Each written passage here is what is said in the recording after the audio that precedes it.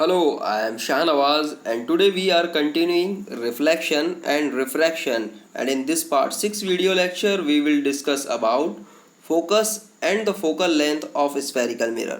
Yes, इस lecture में हम डिस्कस करने वाले हैं स्फेरिकल मिरर के एक इम्पॉर्टेंट पैरामीटर या एक इम्पॉर्टेंट पॉइंट के बारे में जो है फोकस, और फोकस के साथ ही हम डिस्कस करेंगे फोकल लेंथ के बारे में भी। तो जैसा मैंने कहा, स्फेरिकल मिरर के लिए फोकस और फोकल लेंथ एक इम्पॉर्टेंट पैरामीटर होता है। अक्सर आपने देखा होगा कि जब भी आप स्फेरिकल मिरर में अपनी इमेज को देखते हैं तो आप जैसे जैसे अपनी डिस्टेंस को with respect to image vary करते जाते हैं, उस मिरर में क्रिएट होने वाली जो इमेज है उसका शेप भी बदलता जाता है। कभी आपको बड़ा नज़र आता है, कभी आपको छोटा नज़र आता है, कभी आपको चौड़ा नज़र आता है। तो बेसिकली एक पर्टिकुलर पॉइंट ऐसा ज़रूर होता है जहाँ पर आपको एक सेटिस्फैक्ट्री इमेज नज़र आती है। तो ये बेसिकली डिपेंड करता है उस पर्टिकुलर मिरर के फोकस पर या उस पर्टिकुलर मिरर की फोकल लेंथ पर। इसी तरह से हम कह सकते हैं किसी भी स्फेरिकल मिरर से इमेज फॉर्मेशन के लिए उसकी फोकस और फोकल लेंथ का एक अपना इम्पॉर्टेंट प्ले होता है। ठीक है, अगेन तो हम डिस्कस करने वाले हैं कॉनकेव और कॉन्वेक्स मिरर की फोकस और फोकल लेंथ के बारे में। तो ये लेक्चर बहुत ही इंटरेस्टिंग होने वाला है, आप इसे ध्यान से देखिएगा। I hope you will really enjoy this lecture. तो चलिए शुरुआत करते हैं focus and focal length of the concave mirror.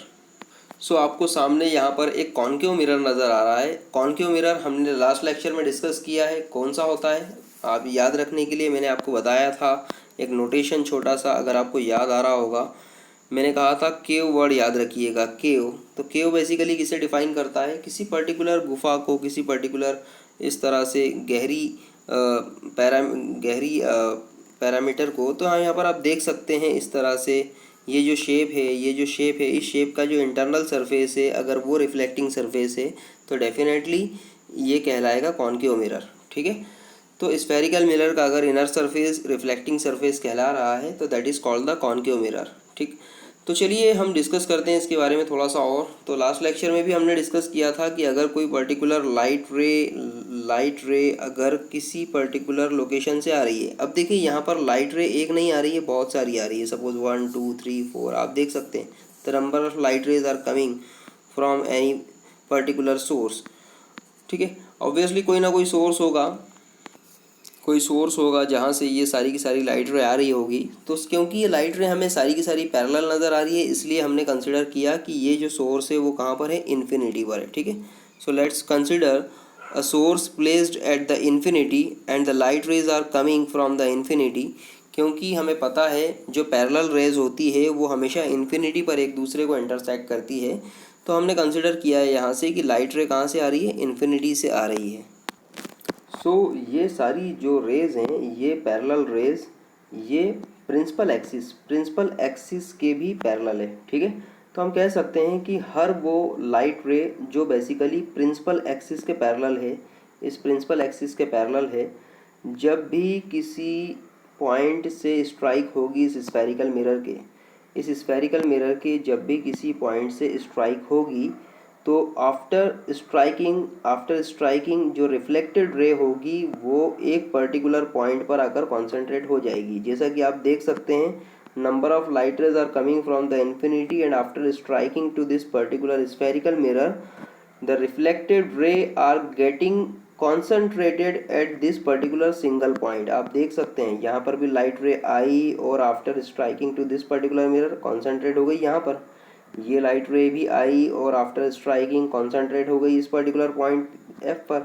ठीक है, तो ये जो एक पर्टिकुलर सिंगल पॉइंट है जो क्या कर रहा है, सारी की सारी लाइट रेज को after the striking to this particular spherical mirror और कॉनकेव मिरर, ठीक है, स्पेशली कॉनकेव मिरर एक पर्टिकुलर पॉइंट पर मर्ज कर रहा है, एक पर्टिकुलर पॉइंट पर कॉन्सेंट्रेट कर रहा है। ठीक है, ये पर्टिकुलर पॉइंट जो है वो कहलाता है focus of this spherical mirror. Yes, ये पर्टिकुलर पॉइंट जो स्पेशल पॉइंट है ये कहलाता है focus of this spherical mirror. देखिए इसने सारी की सारी लाइट रेज को फोकस कर दिया है इस पर्टिकुलर पॉइंट पर। ठीक है, ये वो पॉइंट है जहाँ पर सारी light raise after reflection from this concave mirror क्या हो गई, कॉन्सेंट्रेट हो गई, या हमें ऐसा कहूँ कि फोकस हो गई, तो इसलिए ये क्या हो गया, focus of this concave mirror. तो चलिए हमें फोकस तो पता चल गया कि फोकस क्या होता है कॉन्केव मिरर का। अब यहाँ से हम एक और बात करते हैं फोकल लेंथ के बारे में। तो आपको याद आ रहा होगा, हमने लास्ट लेक्चर में डिस्कस किया था कि किसी भी कॉन्वेक्स या कॉन्केव मिरर के लिए जितना भी मेजरमेंट होगा वो हमेशा उसके पोल से किया जाएगा। तो देखिए यहाँ पर पोल कौन है, ये पोल पी आपको नज़र आ रहा है। पोल क्या होता है, pole is basically the centre point of spherical mirror, या ये कॉन्केव मिरर है तो इस कॉन्केव मिरर का जो सेंटर पॉइंट है, ठीक है, वो क्या कहलाएगा, इस कॉन्केव मिरर का पोल। तो पोल एक रेफरेंस पॉइंट होता है, हमने डिस्कस किया था लास्ट लेक्चर में इसको बहुत अच्छे से। ये कैसा होता है, एक रेफरेंस पॉइंट होता है, जितने भी मेजरमेंट होते हैं वो सारे इस पोल से ही होने हैं। तो यहाँ पर हमने अभी थोड़ी देर पहले पता लगाया कि बेसिकली फोकस क्या है। तो फोकस ये बेसिकली मर्जिंग पॉइंट है, कन्वर्जिंग पॉइंट है, ठीक है, जिसे हम किससे डिनोट करते हैं, कैपिटल एफ, ठीक है, it is denoted by capital F, आपको याद रखना है, ठीक। तो ये जो कैपिटल एफ फोकस पॉइंट है, इसका पोल पी से जो डिस्टेंस है, आप देख पा रहे हैं यहाँ पर, ये पोल पी का इस कैपिटल एफ या फोकस पॉइंट से जो डिस्टेंस है, इस डिस्टेंस को कहते हैं हम focal length. This distance is called focal length, ठीक है। और इस फोकल लेंथ को डिफाइन किया जाता है स्मॉल एफ से।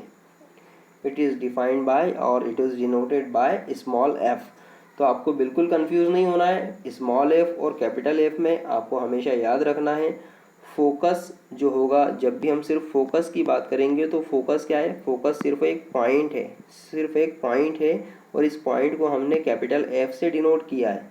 जबकि फोकल लेंथ एक लंबाई है या एक दूरी है। किसकी दूरी, ऑब्वियसली दो पॉइंट्स के बीच की दूरी होगी, और वो दो पॉइंट कौन होंगे, पोल और फोकस, ठीक है। तो फोकल लेंथ क्या होगी, हमेशा डिस्टेंस होगी या दूरी होगी या लंबाई होगी इस फोकस पॉइंट और इस पोल के बीच की। और इस फोकल लेंथ को हम डिफाइन करेंगे हमेशा स्मॉल एफ से, ठीक है। तो focal length is defined by the small F and the focus point is defined by the capital F. इसमें बिल्कुल भी कंफ्यूज नहीं होना है। तो आपको यहाँ से समझ में आ गया होगा कि बेसिकली फोकस क्या होता है और फोकल लेंथ क्या होता है, और आपको ये भी क्लियर हो गया होगा कि कॉन्केव मिरर के लिए फोकस क्या है और कॉन्केव मिरर के लिए फोकल लेंथ क्या है, ठीक है। तो देखिए यहाँ पर हम थोड़ा सी और बात करते हैं। A beam of light parallel to the principal axis after reflection from the concave mirror converges at a point on the principal axis. Clear, कहाँ पर कन्वर्ज हुए, ये सारे के सारे प्रिंसिपल एक्सिस पर ही कन्वर्ज हुए हैं। तो आपको याद रखना है ये जो फोकस हमेशा कहाँ पर प्रेजेंट होता है, प्रिंसिपल एक्सिस पर प्रेजेंट होता है। तो फोकस कहाँ पर प्रेजेंट है, प्रिंसिपल एक्सिस पर प्रेजेंट है, आपको बिल्कुल भी भूलना नहीं है, ठीक है। So this point is called the focus of concave mirror. The length P F is called the focal length, it is denoted by F, ठीक है। तो लेंथ पी एफ जो है, आप देख रहे हैं यहाँ से पी से लेकर एफ के बीच की जो डिस्टेंस है, it is defined by the P F, ठीक है। तो पी एफ जो डिस्टेंस है आपकी, ठीक है, उसे आप किससे डिफाइन कर रहे हैं, स्मॉल एफ से, और ये क्या होगी इसकी फोकल लेंथ, ठीक। अब कॉन्केव मिरर के लिए फोकस और फोकल लेंथ के लिए कुछ इंपॉर्टेंट टर्म्स हैं, चलिए हम डिस्कस करते हैं। The first one is this, focus of the concave mirror is real. आपको याद रखना है कॉन्केव मिरर का जो फोकस होता है वो रियल होता है। अब हमने रियल क्यों कहा, तो देखिए बड़ा आसान है इसको समझना। अभी हमने जो डिस्कस किया ये पूरा phenomena of converging this particular rays, तो आपने देखा कि यहाँ पर एक्चुअल में कन्वर्ज हो रही है, जो लाइट रे है वो इस पर्टिकुलर कॉन्केव मिरर से स्ट्राइक होने के बाद एक्चुअल में कन्वर्ज हो रही है, ठीक है। एक्चुअल में कन्वर्जन इनका हो रहा है, एक्चुअल में कन्वर्जन इनका हो रहा है, ये कन्वर्ज हो रही है, ठीक है, कॉन्सेंट्रेट हो रही है एक पर्टिकुलर पॉइंट पर, ठीक। तो ये रियल में हो रहा है, ठीक है, ये रियल में हो रहा है, ये कोई अजम्पशन नहीं है। तो that's why this particular focus point is real for the concave mirror, ठीक। तो कॉन्केव मिरर के लिए फोकस पॉइंट क्या होता है, हमेशा रियल होता है। यही बात यहाँ पर लिखी हुई है, the focus of the concave mirror is real, ठीक। Again focus is a point where is focal length is a distance. मैं ऑलरेडी बता चुका हूँ आपको, फोकस क्या है, एक पॉइंट है जिसे हम कैपिटल एफ से डिनोट करते हैं, जबकि फोकल लेंथ एक डिस्टेंस है, ठीक है, जिसे हम स्मॉल एफ से डिनोट करते हैं। Concave mirror is called converging mirror. Concave mirror is called converging mirror because it converges parallel beam of light falling on it. Clear. तो जो आपका कॉन्केव मिरर है उसे हम कन्वर्जिंग मिरर भी कहते हैं। Why we are saying it converging mirror? Because it converges all the parallel rays coming from the infinity. ठीक है, ये सारी की सारी पैरेलल रेज को क्या कर रहा है? कन्वर्ज कर रहा है एक पर्टिकुलर पॉइंट पे। मैंने अभी थोड़ी देर पहले कहा लाइट रे कहीं पर भी आए, किसी भी पर्टिकुलर पॉइंट से स्ट्राइक हो, चाहे यहाँ यहाँ यहाँ यहाँ, ठीक है, उससे कोई मतलब नहीं। After reflection from this concave mirror सारी की सारी लाइट रेज जो होगी वो क्या होगी? कन्वर्ज होगी एक पर्टिकुलर पॉइंट पर, और वो पॉइंट क्या होगा? फोकस। और वो पॉइंट कहाँ पर प्रेजेंट है? प्रिंसिपल एक्सिस पर प्रेजेंट है। ठीक है, और ये तभी पॉसिबल होगा जब लाइट रे क्या होगी? पैरेलल होगी। लाइट रे प्रिंसिपल एक्सिस के पैरेलल होगी। ठीक है, सो इसलिए कॉन्केव मिरर को कन्वर्जिंग मिरर भी कहा जाता है। Clear. The focal length of the concave mirror is always negative. Focal length of the concave mirror is always negative. Concave mirror की फोकल लेंथ नेगेटिव होती है। तो चलिए अब यहाँ पर बात हो गई है साइन कन्वेंशन की। तो आपको याद आ रहा होगा हमने साइन कन्वेंशन लास्ट लेक्चर में पढ़ा था। क्या था साइन कन्वेंशन? बड़ा आसान सा था साइन कन्वेंशन। उनका ये कहना था कि जब भी आप कोई मेज़रमेंट करेंगे और उस मेज़रमेंट की डायरेक्शन इंसिडेंट रे की डायरेक्शन के तरफ होगी, इंसिडेंट रे की डायरेक्शन में होगी, जब भी आप कोई मेज़रमेंट करेंगे और वो मेज़रमेंट इंसिडेंट रे की डायरेक्शन में होगा तो वो क्या कहलाएगा? हमेशा पॉजिटिव। ठीक है, अगर कोई मेज़रमेंट इंसिडेंट रे की अपोजिट डायरेक्शन में होगा तो वो कहलाएगा नेगेटिव। तो देखिए यहाँ पर जब हम फोकस लेंथ को या फोकल लेंथ को जब आप मेज़र कर रहे हैं तो ये जो फोकल लेंथ है इसकी आप मेज़रमेंट कैसे कर रहे हैं? इस तरह से आप इस डायरेक्शन में मेज़रमेंट कर रहे हैं। ठीक है, तो ये जो मेज़रमेंट हो रहा है वो कैसा हो रहा है भाई? इनकमिंग या इंसिडेंट रे की अपोजिट डायरेक्शन में। इंसिडेंट रे की डायरेक्शन क्या है? लेफ़्ट टू राइट, जबकि आप मेज़रमेंट कैसा कर रहे हैं? Right to left. ठीक है, क्यों? क्योंकि मेज़रमेंट हमेशा कहाँ से होगा? पोल से होगा। आपको याद रखना है मेज़रमेंट हमेशा कहाँ से शुरू होगा? पोल से होगा। तो इसलिए ये जो डायरेक्शन होगी इसकी मेज़रमेंट की वो P to F कहलाएगी। डायरेक्शन कैसी कहलाएगी? P से F की तरफ, पोल से फोकस की तरफ। तो पोल से फोकस की तरफ जो डायरेक्शन है वो डायरेक्शन ऑफ इंसिडेंट रे के अपोजिट है। इसलिए ये जो फोकल लेंथ होगी ये हमेशा कैसी होगी? नेगेटिव होगी। ये कैसी होगी? नेगेटिव। और ये कब होगी? आप किसके लिए बात कर रहे हैं? ये कॉन्केव मिरर के लिए बात कर रहे हैं। तो for the concave mirror the focal length is always negative. बड़ा सिंपल सा कॉन्सेप्ट है। For the concave mirror the focal length is always negative. तो आई होप कि आपको कॉन्केव मिरर समझ में आ गया होगा। अब बात करते हैं हम कॉन्वेक्स मिरर की। ठीक है, अब बात करेंगे हम कॉन्वेक्स मिरर की। तो कॉन्वेक्स मिरर का कॉन्सेप्ट भी बड़ा सिंपल सा है। ये भी वही बात कहता है कि भाई अगर पैरेलल रेज आ रही है कहाँ से? इन्फिनिटी से पैरेलल लाइट रेज आ रही है। ठीक है, तो ये क्या होगी? इस कॉन्वेक्स मिरर से स्ट्राइक होगी। अब कॉन्वेक्स मिरर तो आपको पता होगा ना कि वही मिरर होता है, वही स्फेरिकल मिरर होता है जिसकी आउटर सरफेस रिफ्लेक्टिंग सरफेस होती है। इसकी आउटर सरफेस क्या होगी? रिफ्लेक्टिंग सरफेस होगी।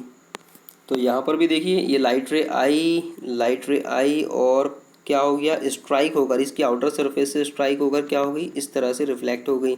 कोई लाइट रे यहाँ पर भी आई, देखिए आप देख सकते हैं स्ट्राइक होकर वापस चली गई। कोई लाइट रे दूसरी और आई सपोज़, ठीक है, वो भी स्ट्राइक होकर वापस चली गई। तो इस तरह से आप देख रहे हैं number of light rays are coming and after reflecting from this reflecting surface of convex mirror they are going in the particular direction. अब यहाँ पर आप एक इम्पॉर्टेंट थिंग ये देख सकते हैं, अगर आप थोड़ा सा ध्यान दें इस पर, तो ये जितनी भी लाइट रेज आ रही है, ठीक है, ये लाइट रेज जो आ रही है ये देखिए रिफ्लेक्शन के बाद कहीं पर भी कन्वर्ज नहीं हो रही है। ठीक है, ये तो अलग डायरेक्शन में चली गई।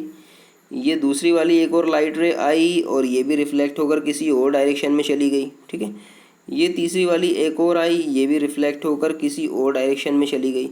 मतलब ये जितनी भी लाइट रेज है आपकी ये आपस में कहीं पर मर्ज होती हुई दिख रही है आपको? नहीं, क्योंकि ये तो सब अलग अलग डायरेक्शन में जा रही है। ठीक, तो यहाँ पर क्या होता है कि हम यहाँ पर एक एजम्पशन करते हैं। हम ये कहते हैं कि ये जो लाइट रे रिफ्लेक्ट होकर अलग अलग डायरेक्शन में जा रही है ना, ठीक है, तो ये हम ऐसा एज्यूम करते हैं, इनको बैकवर्ड एक्सटेंड करते हैं इस तरह से। ठीक है, तो बैकवर्ड एक्सटेंड करने में आप देख सकते हैं इस तरह से, सपोज बैकवर्ड एक्सटेंड किया, ये जो लाइट रे जा रही है, ठीक है, इसको भी बैकवर्ड एक्सटेंड किया। ये लाइट रे जो जा रही है इसको भी बैकवर्ड एक्सटेंड किया, इसको भी बैकवर्ड एक्सटेंड किया। तो जब आप इनको बैकवर्ड एक्सटेंड करते हैं तो आपको एक्सटेंशन करने के बाद इस प्रिंसिपल एक्सिस पर अगेन एक कन्वर्जिंग पॉइंट मिलता है, ठीक है। या मैं ऐसा कहूँ कि इस पॉइंट पर जहाँ पर जो रिफ्लेक्टेड रेज है उनको बैकवर्ड एक्सटेंड करने के बाद, रिफ्लेक्टेड रे को बैकवर्ड एक्सटेंड करने के बाद ये एक पर्टिकुलर पॉइंट पर जहाँ पर मिल रही है, ठीक है, ये जो पॉइंट होगा ये कहलाएगा इस कॉन्वेक्स मिरर का फोकस। इस कॉन्वेक्स मिरर का फोकस कौन कहलाएगा? ये वाला पॉइंट, इस प्रिंसिपल एक्सिस पे जो पॉइंट है, ठीक है, वो पॉइंट जो रिफ्लेक्टेड लाइट रे को बैकवर्ड एक्सटेंड करने के बाद मिल रहा है, और बैकवर्ड एक्सटेंड करने के बाद सारी लाइट रे यहाँ पर हमको मिलती हुई नज़र आ रही है, आ रही है, सीम्स टू बी कन्वर्स, ठीक है। बट यहाँ पर अब एक्चुअल में कॉन्सेप्ट क्या कहता है? कॉन्सेप्ट ये कहता है कि एक्चुअल में ये जो लाइट रेज है यहाँ पर मिल नहीं रही, आपने मिलाने की तो कोशिश की है लेकिन ये मिल नहीं रही। जब आप इसको देखते हो तो आपको ये ऐसा लगता है कि ये यहाँ से लाइट रे निकल रही है, ये यहाँ से लाइट रे क्या हो रहा है? निकल रही है, ठीक है, लाइट रे यहाँ से निकल रही है, ठीक है। तो आफ्टर द रिफ्लेक्शन ये हमें ऐसा लगता है कि इस पर्टिकुलर पॉइंट F से ये लाइट रेज क्या हो रही है? बाहर की तरफ जा रही है, निकल रही है। तो हम यहाँ पर अब कन्वर्जिंग ना बोलते हुए हम क्या बोलते हैं कि यहाँ पर लाइट रे क्या हो रही है? डाइवर्ज हो रही है, ठीक है। सो ये जो डाइवर्जिंग ऑफ द लाइट रे है, ये जो डाइवर्जेंट ऑफ द लाइट रे है for this particular convex mirror from a particular point, ठीक है। तो ये जो पॉइंट है ये पॉइंट कहलाता है फोकस। ये पॉइंट क्या कहलाता है? Focus of this convex mirror, ठीक है। तो देखिए कॉन्वेक्स मिरर का फोकस क्या है? वो वाला पॉइंट जहाँ से लाइट रे निकलती हुई मिल रही है, हमें निकलती हुई लग रही है, ठीक है। ऑब्वियसली सी बात है ये पॉइंट भी कहाँ पर होगा? प्रिंसिपल एक्सिस पर ही होगा, ठीक है। अब बात हो गई फोकस की, तो अब बात करें हम किसकी? फोकल लेंथ की। तो देखिए फोकल लेंथ की बात भी हम यहाँ पर करेंगे अब। तो अगेन फोकल लेंथ बेसिकली क्या है? एक तरह की डिस्टेंस है, और डिस्टेंस का मेजरमेंट कहाँ से होगा? इस पॉल P से होगा, ठीक है।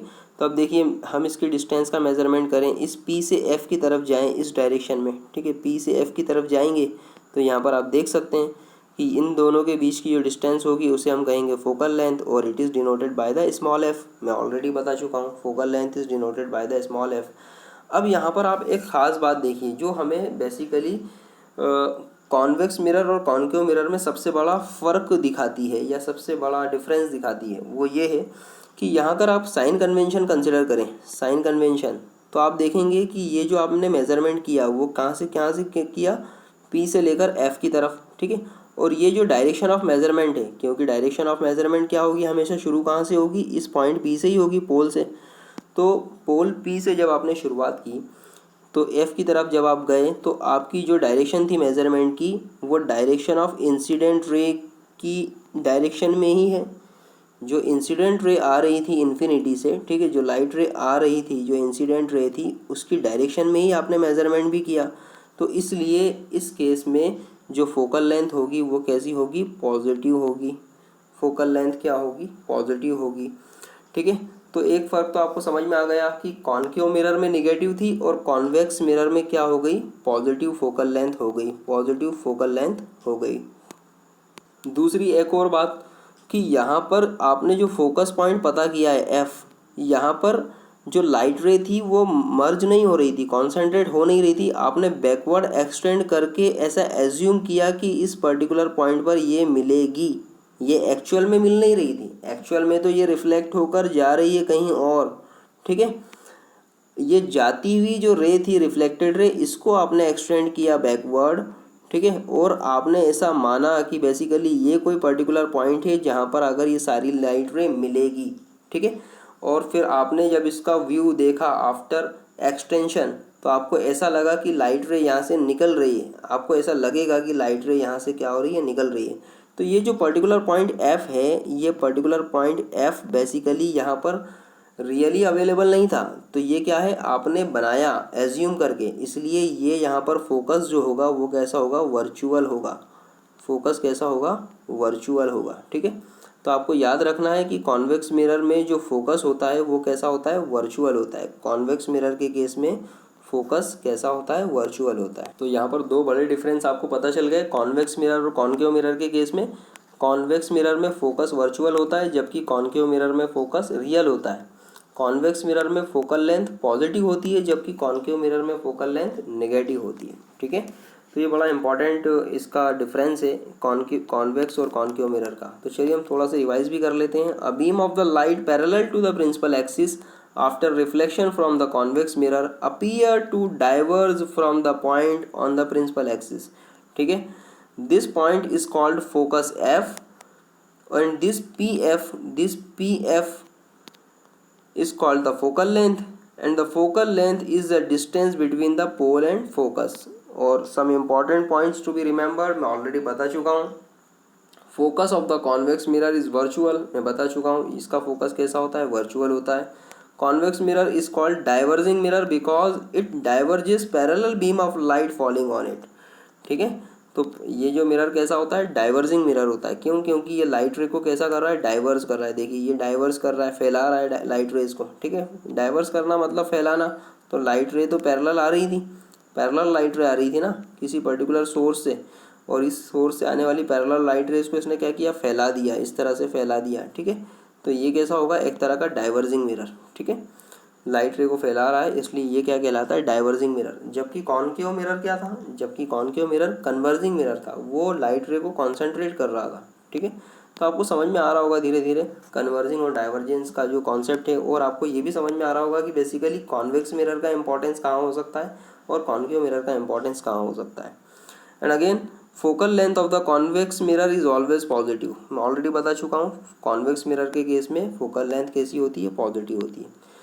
तो चलिए देखते हैं हम एक छोटा सा रिलेशन। हमने फोकस और फोकल लेंथ के बारे में बात कर ली है, तो इससे रिलेटेड एक छोटा सा डेरिवेशन देखते हैं। बड़ा इंपॉर्टेंट रिलेशन है ये, जो आपको न्यूमेरिकल्स को सॉल्व करने में काफ़ी मदद करने वाला है। ठीक है, तो चलिए यहाँ पर हम एक कंसिडरेशन लेते हैं। हमें एक डायग्राम नज़र आ रहा है यहाँ पर, और ऑब्वियसली सी बात है इस डायग्राम में जो मिरर है वो कौन सा है। यहाँ पे क्या आप देख सकते हैं कि लाइट रे आ रही है और इसकी इनर सरफेस से स्ट्राइक होकर जा रही है। तो ऑब्वियसली इनर सरफेस कैसा है, रिफ्लेक्टिंग सरफेस। तो डेफिनेटली ये कौन है, concave mirror, it is a concave mirror. So let a ray A B parallel to the principal axis falling on the concave mirror at B. ठीक है, एक light रे ए बी जो है वो पैरेलल है किसके, प्रिंसिपल एक्सिस के। ये जो प्रिंसिपल एक्सिस आपको नज़र आ रहा है, ठीक है, इस प्रिंसिपल एक्सिस के पैरेलल है। ठीक है, इस प्रिंसिपल एक्सिस के पैरेलल लाइट रे आई, और after striking to this particular surface ये क्या हो गई, ये जाएगी सीधे फोकस से। मैंने कहा था प्रिंसिपल एक्सिस से जो पैरेलल लाइट रे आती है वो आफ्टर रिफ्लेक्शन कैसी होती है, इस फोकस से पास होती है, इस पर्टिकुलर पॉइंट से पास होगी जिसे हम फोकस कहेंगे। ठीक है, अब रिफ्लेक्शन हुआ है लाइट रे का, तो यहाँ पर नॉर्मल का होना ज़रूरी है। तो आपको याद आ रहा होगा लास्ट लेक्चर में हमने नॉर्मल के बारे में भी डिस्कस किया था कि स्फेरिकल मिरर के लिए नॉर्मल कौन होता है। स्फेरिकल मिरर के लिए जो नॉर्मल होता है वो ये पॉइंट ऑफ इंसिडेंस से अगर आप कोई लाइन ड्रॉ करें जो सेंटर ऑफ कर्वेचर से होती हुई पास हो, ठीक है, तो ये जो लाइन होगी ये क्या कहलाएगा, आपका नॉर्मल। ठीक है, जो पॉइंट ऑफ इंसिडेंस और सेंटर ऑफ कर्वेचर को जो मिलाने वाली लाइन है वो क्या कहलाती है, नॉर्मल। तो यहाँ पर आप देख सकते हैं कि जो लाइट रे आई वो लाइट रे आफ्टर रिफ्लेक्शन क्या हो गई, रिफ्लेक्ट हो गई, और रिफ्लेक्ट होने के बाद ये जो आपको नॉर्मल नज़र आ रहा है यहाँ पर, ठीक है, जो बेसिकली नॉर्मल क्या है, BC। इस BC नॉर्मल से इंसिडेंट रे का भी एक एंगल क्रिएट होगा और रिफ्लेक्टेड रे का भी एक एंगल क्रिएट होगा। तो यहाँ पर आप देख सकते हैं बहुत आसानी से कि एक एंगल क्रिएट हुआ है। यहाँ पर आप देख सकते हैं I, ठीक है, इस इंसिडेंट रे और नॉर्मल के बीच का जो एंगल है I, ठीक है, it is a incidence angle of incidence. ठीक है, और इसी तरह से ये जो नॉर्मल है, इस नॉर्मल का रिफ्लेक्टेड रे के साथ में जो एंगल है इसे कहा जाएगा रिफ्लेक्टेड एंगल या एंगल ऑफ रिफ्लेक्शन। इसे हम स्मॉल r से भी डिनोट करते हैं। तो यहाँ पर आप देख सकते हैं I और R आपको क्लियरली नज़र आ रहे हैं। तो इस पर्टिकुलर फिगर में आप देख सकते हैं कि angle A B and C, angle A B C और एंगल रिफ्लेक्शन कौन सा होगा, ये रिफ्लेक्टेड रे और नॉर्मल के बीच का angle, so angle of incidence is equals to the angle of reflection, हमें रिफ्लेक्शन के लॉ से पता है। तो आप बिल्कुल यहाँ पर देख सकते हैं जो एंगल ए बी सी है, angle A B C, angle A B C किसके इक्वल होगा? एंगल ऑफ रिफ्लेक्शन के। और एंगल ऑफ रिफ्लेक्शन कौन सा है? एंगल ऑफ रिफ्लेक्शन ये जो रिफ्लेक्टेड रे है और इस नॉर्मल के बीच का एंगल, ये वाला आपको आर जो नज़र आ रहा है। और ये आप कैसे मेज़र कर सकते हैं? Angle F B C, angle F B C, angle F B C. तो यहाँ पर आप देख सकते हैं angle A B C is equals to angle F B C by the law of reflection, हमें सिंपली पता है ये, ठीक है। अब अगेन हम बात करते हैं, अगर थोड़ा सा इस डायग्राम को हम ध्यान से देखें तो आप देख पा रहे हैं यहाँ पर देखिए इस लाइन और इस लाइन को, जो दोनों एक दूसरे के पैरेलल है, इनको ये जो इंक्लाइंड लाइन क्रॉस कर रही है, ठीक है। तो यहाँ पर एक अल्टरनेट एंगल क्रिएट होगा। अगर आप देखें तो ये वाला एंगल और ये वाला एंगल, ठीक है, ये वाला एंगल और ये वाला एंगल बिल्कुल अल्टरनेट एंगल है। किस तरह से आप देख सकते हैं, अगर कोई पैरेलल लाइंस है और इन पैरेलल लाइंस को कोई दूसरी लाइन क्रॉस करे इस तरह से, तो यहाँ पर ये जो एंगल्स होंगे, सपोज़ कौन से वाले एंगल, ये वाला एंगल और ये वाला एंगल, ठीक है। तो आप देखें ये कैसे हैं, एक तरह के अल्टरनेट एंगल, इस तरह से आप देख सकते हैं ये कैसे हैं, अल्टरनेट एंगल्स, ठीक। तो ये जो अल्टरनेट एंगल्स होंगे ये हमेशा क्या होते हैं? इक्वल होते हैं। तो यहाँ पर भी आप देख सकते हैं, थोड़ा सा क्लियरली आपको देखना होगा यहाँ पर कि ये जो लाइन है और इस लाइन के बीच में ये जो इंक्लाइंड लाइन इसको क्रॉस कर रही है, जिसे हमने नॉर्मल कहा, तो यहाँ पर ये जो एंगल्स होंगे ये कैसे होंगे? Alternate angles. तो यहाँ पर एक एंगल तो आपको पता है दिस इज़ आई, तो इसका जो ये वाला एंगल होगा, ठीक है, ये वाला एंगल होगा, इट मीन्स ये एंगल कौन सा हो गया? इस प्रिंसिपल एक्सिस और नॉर्मल के बीच का एंगल, ये वाला दिस वन, ये हमेशा क्या होंगे? इक्वल होंगे। तो अगर ये वाला एंगल आई है तो डेफिनेटली ये वाला एंगल भी कितना होगा? आई होगा।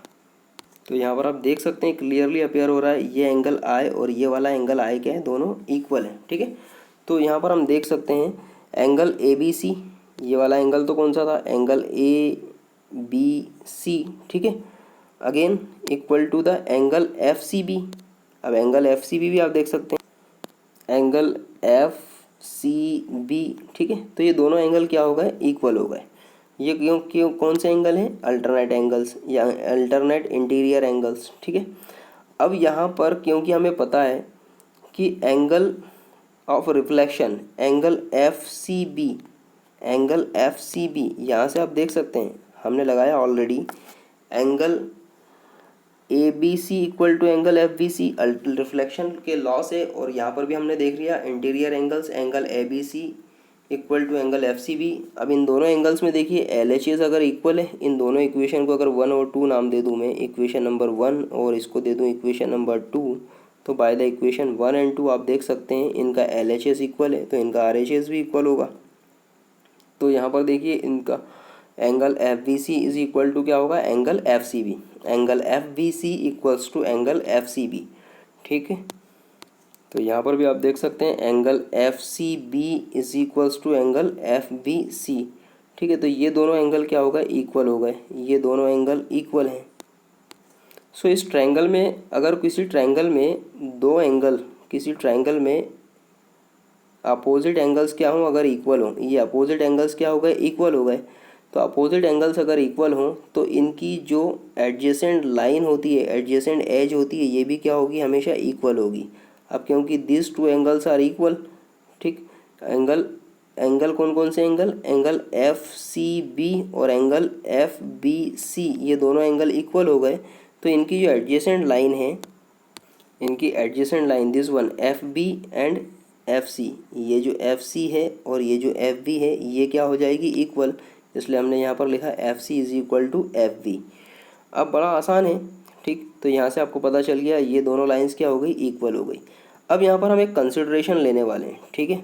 देखिए क्या है, now if the aperture of the concave mirror is small, concave mirror का जो अपर्चर है, अपर्चर कौन सा था? मैंने कहा था कल की जो इसका खुलापन होता है वो सारा की सारा एरिया जहाँ से रिफ्लेक्शन पॉसिबल हो वो क्या कहलाता है? Aperture of the spherical mirror.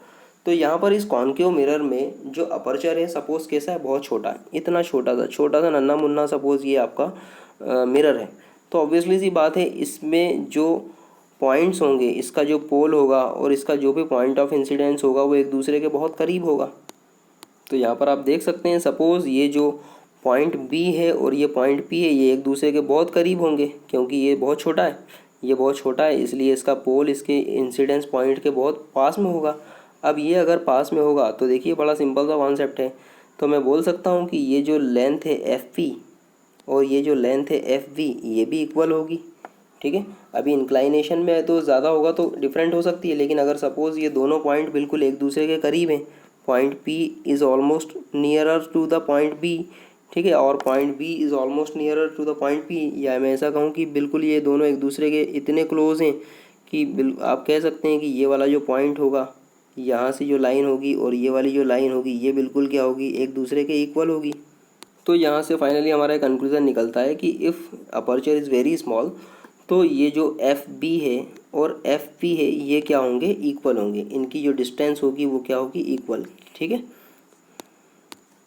So finally हम लिख सकते हैं this F B is equal to F B is equal to F P, और यहाँ से हमने देख लिया F B is equal to F C है, F B is equal to F C, तो मैं लिख सकता हूँ इसका मतलब एफ सी भी है। ठीक है, तो यहाँ से देखिए ये जो एफ सी है, ये जो एफ सी है वो किसके इक्वल हो गया, एफ पी के इक्वल हो गया। ठीक है, तो यहाँ से हम देख सकते हैं इस कंक्लूजन से कि ये जो एफ सी है ये किसके इक्वल हो गया, एफ पी के। देखिए यहाँ पर हमने लिख दिया F C is equal to F P. ठीक, अब यहाँ पर अगर हम बात करें इस स्फेरिकल मिरर में, तो आपको याद आ रहा होगा this C is a centre of curvature, और सेंटर ऑफ कर्वेचर से पोल के बीच की जो डिस्टेंस होती है वो क्या होती है, रेडियस ऑफ कर्वेचर आर। कल ही हमने डिस्कस किया था, इस पिछले प्रीवियस लेक्चर में हमने डिस्कस किया था कि बेसिकली जो the distance between the centre of curvature and pole is क्या होती है, रेडियस ऑफ कर्वेचर आर। तो इट मीन्स मैं बोल सकता हूँ कि दिस एफ सी